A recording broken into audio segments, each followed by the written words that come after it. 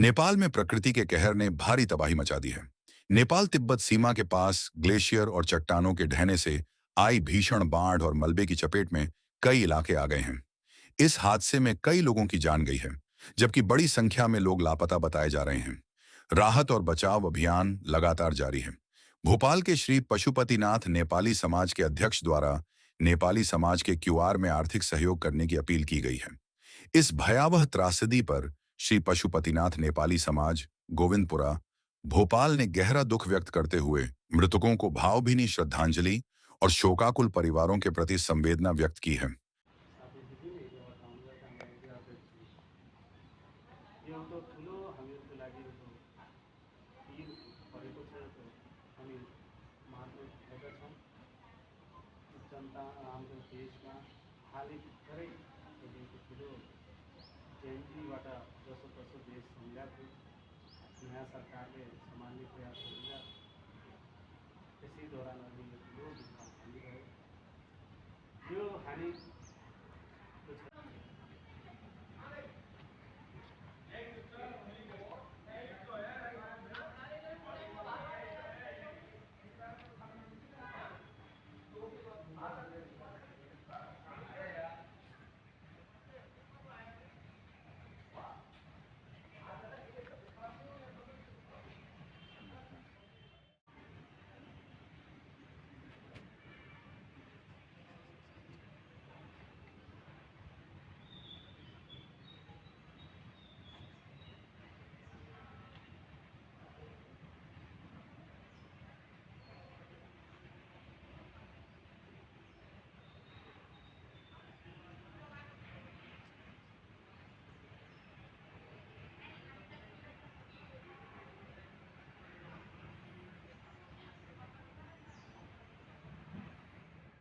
नेपाली समाज प्राङ्गणमा उपस्थित रहेका समाजका सम्पूर्ण स्वच्छता जसो कि अहिले हालै नेपालमा ठुलो बाढी एउटा प्राकृतिक आपदा पनि भन्न पाइन्छ होला। किनकि अब जस्तो कि हाम्रो नेपाल देशमा अहिले गत बुधबारको एउटा तिब्बतबाट आउने भोटेकोसीको खोलातिरबाट ठुलै बाढी बगेर अहिले जो एकदम हामीहरूको जो जनधन जनताको जनधन र जो विनाशको रूपमा एउटा विकराल रूप ल्याएर प्राकृतिकले आफ्नो एउटा विकराल रूप ल्याएर उहाँले जो यो तहस नहस पार्नुभयो त्यसमा कति हाम्रा भाइ बन्धुहरू हाम्रा देशका नातापाताहरू हाम्रो जो हाम्रा कुनै कुनै नाता नभए पनि एउटा देशप्रति माया एउटा उहाँको जनताप्रति हाम्रो माया र कस्तो परिस्थितिमा उहाँहरू पर्नुभयो होला। आज कतिपयहरूले आफ्नो ज्यान गुमाउनुभयो होला, कतिपय आफ्नो आश्रयहरूबाट वञ्चित हुनुभयो होला। भएको लागि आज हामी यस पशुपतिनाथ प्राङ्गणमा हामीले एउटा श्रद्धाञ्जली कार्यक्रम उहाँहरूलाई दिनको लागि हामीहरू आज यहाँ प्राङ्गणमा हजुरहरू समाजका हाम्रा आजीवन सदस्यदेखिबाट लिएर संरक्षक संस्थापक सदस्यज्यूबाट लिएर साधारण सदस्यज्यूदेखि पूर्व अध्यक्ष, पूर्व महामन्त्रीज्यूहरू, पूर्व उपाध्यक्षज्यूहरू, पूर्व प्रबन्धक कमिटी र पूर्व प्रमुख सल्लाहकारज्यू, कोषाध्यक्षज्यू सहित पूर्व जो प्रबन्धक कमिटीहरू हुनुहुन्छ र वर्तमान प्रबन्धक कमिटीहरू साथै हाम्रा बुद्धिजीवीहरू जो कि राष्ट्र नेपाल में जो अकल्पनीय घटना हुआ है, इस घटना का सारांश भोले प्रभु कर सकते होंगे। विश्व की कोई भी मानव विकास, मानव की बुद्धि नहीं कर सकती। ऐसी अशक्ति, असहनीय पीड़ा नेपाल में आया है। आएको छ। यो पीडालाई व्यक्तिको भावबाट दर्शन गर्न सकिँदैन। यो दर्शनलाई भोलेनाथले शक्ति दिउन् र जहाँबाट जसरी यो मुहान बनेका छन् त्यो मुहान चीनको बर्डर लाइन र तिब्बतको मुहानबाट अगर 2 घण्टा 3 घण्टा पहिले नेपाल सरकारलाई यो मेसेज आउँथ्यो भने पार त्यहाँ अलिकति पनि सतर्कता बरत्न हामी नेपाल सरकारले सक्थ्यौँ होला। त्यो सतर्कतामा कहीँ न कहीँ एडमिनिस्ट्रेटिभ ढिलाइ या उताबाट कहीँ न कहीँ भएको छ। यसलाई यस प्रकारको मानव क्षति र राष्ट्रको राष्ट्रियताको क्षति, बाढ पीडित भएका परिवार, मट्टी पञ्चतत्त्वमा विलिन मृत्युपछि भए जस्तै घाम लागेको समग्र नेपालमा एउटा छायाको सरह, आसमानबाट आए सरह मौतको रूपमा जो यो घटना घटेको छ, यो घटना मानवीय भन्दा माथि रहेको हुँदा यसप्रति घोर हाम्रो हृदयदेखि नै विरोध छ र यो प्रक्रिया मानवीय र भगवानको प्रक्रिया हो भने पार यसलाई स्वीकार गर्नु अलावा केही नरहेको हुँदा भारत प्रवासबाट हामीलाई नेपाललाई एउटा हेलिकप्टर गइसकेको छ। मेलमिलापको मानवीय स्तरमा भारत प्रथम आइसकेको छ। यो भारत एसियाको मुलुकमा सबैभन्दा ठुलो कन्ट्री भएको हुँदा नेपालमा आएको अपर्याप्त घटनालाई हामी प्रवासबाट मिलेर यो प्रभुले शान्तिका मार्ग निर्माण गरून् भन्दै म नेपाली समाजको वर्तमान अवस्थामा यहाँ कुनै पनि जब तक नेपालको यो घाउ भरिन तब तकको लागि नेपाली समाजबाट कुनै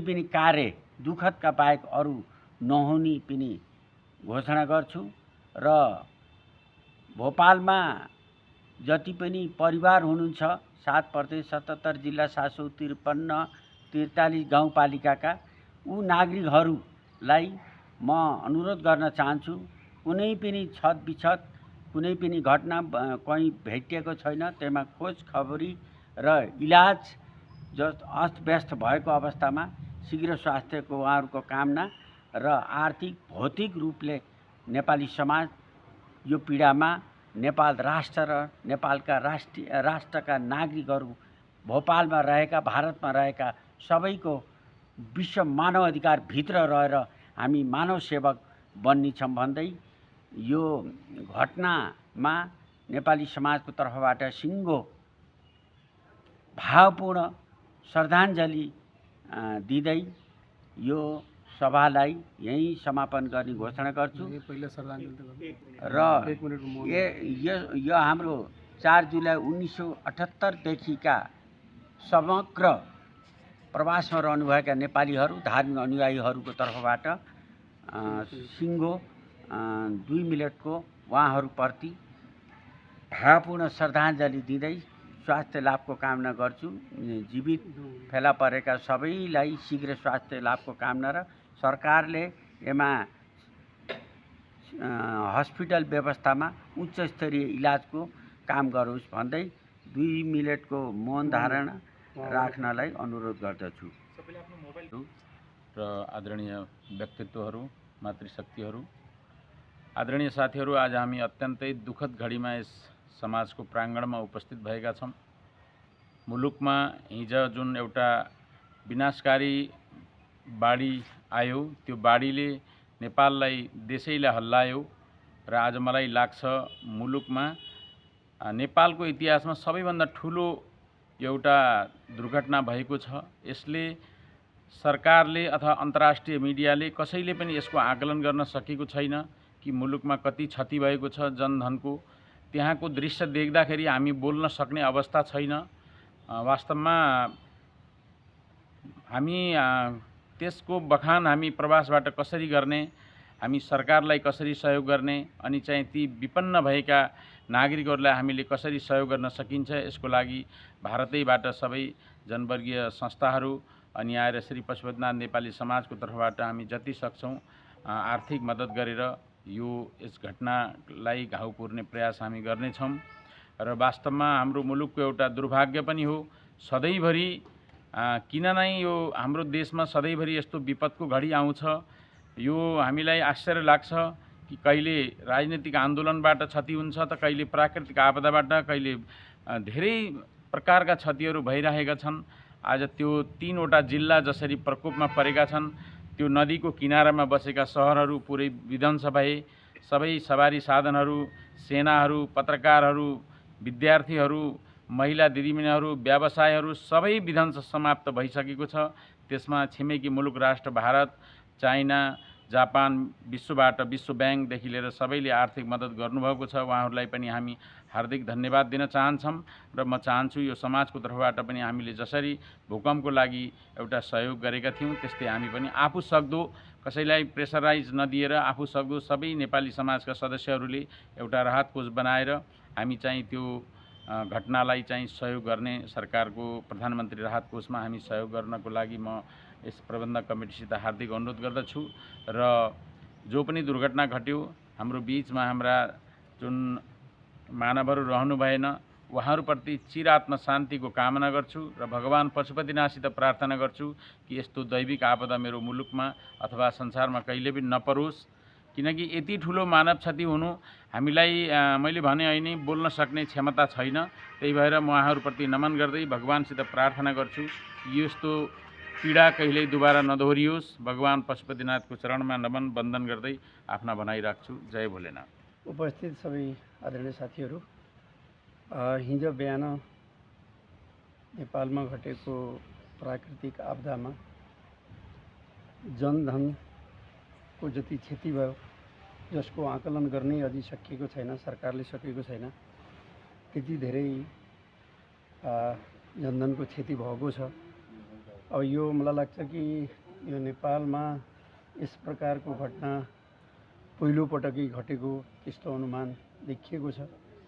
यस प्राकृतिक आपदाबाट जो आपसका होलान्, नेपालका हाम्रा नेपालका सपुतहरू होलान्, दिदीबहिनीहरू होलान्, बाहिरबाट गएका पर्यटकहरू होलान्, उहाँहरूले जुन एउटा ज्यान गुमाउनु भएको छ, यति ठुलो पीडा पर्नु कहीँ न कहीँ देशको लागि काफी ठुलो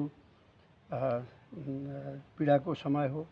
यस पीडाको समयमा हामी धेरै ठुलो कुरो गर्नुभन्दा पहिल्यै केवल हामीले उहाँहरूको एउटा जो हामीसँग रहनुभएको छैन उहाँहरूको एउटा राम्रो श्रद्धाञ्जली, अनि पछि जो पीडित हुनुहुन्छ उहाँहरूलाई हामीले एउटा सानो सानो जसरी सहयोग गर्न सकिन्छ त्यो हिसाबले हामीले सहयोग गरेर उहाँको पीडालाई त हामीले उ गर्न सकिन्न। फेरि पनि केही कम मात्रामा हामीले जसरी सकिन्छ त्यसबारेमा हामीले सहयोग गर्नुपर्छ। यस्तो परिस्थितिमा हामी अगाडि बढेर हामीले गर्नै पर्छ जस्तो लाग्छ।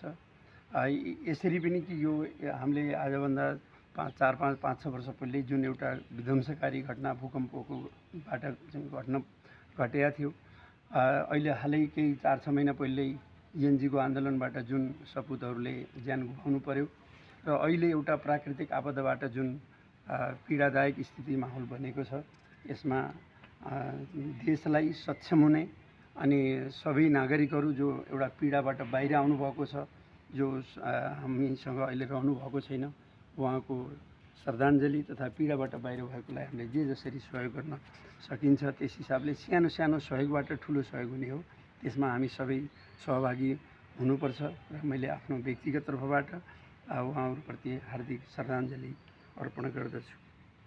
जय पशुपति।